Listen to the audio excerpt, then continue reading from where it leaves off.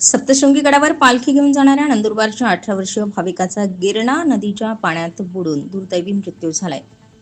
चैत्र उत्सवानिमित्ताने सप्तशृंगी गडावर दर्शनासाठी पालखी घेऊन लाखो भाविक जात असतात। गिरणा नदी पात्रात आंघोळीसाठी उतरलेल्या पवन खंडू सोनवणे वय वर्ष 18 वल्हारवाडा जिल्हा नंदुरबार या तरुणाचा पाण्यात बुडून मृत्यू झालाय। 29 मार्च रोजी दुपारी 1:30 वाजेच्या सुमारास ही घटना घडली आहे। या घटनेबाबत कळवण पोलीस ठाण्यात अकस्मात मृत्यूची नोंद करण्यात आली। खानदेशातून मोठ्या उत्साहात पालख्या चैत्र उत्सवासाठी सप्तशृंगी गडावर पायी दाखल होत असतात। या दुर्दैवी घटनेने परिसरातून हळहळ व्यक्त केली जाते।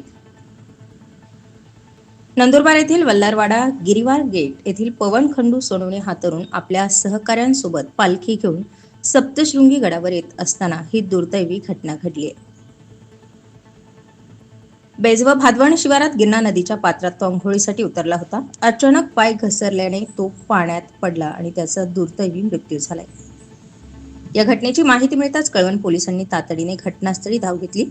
पोलीस निरीक्षक खगेंद्र टेंभेकर यांच्या मार्गदर्शनात सहाय्यक पोलीस निरीक्षक जगदीश बोरसे, रामदास गवळी, जयंत सोळंके, महिला पोलीस हवालदार मंदा बर्डे यांनी परिस्थितीचा आढावा घेत पुढील तपास सुरू केलाय।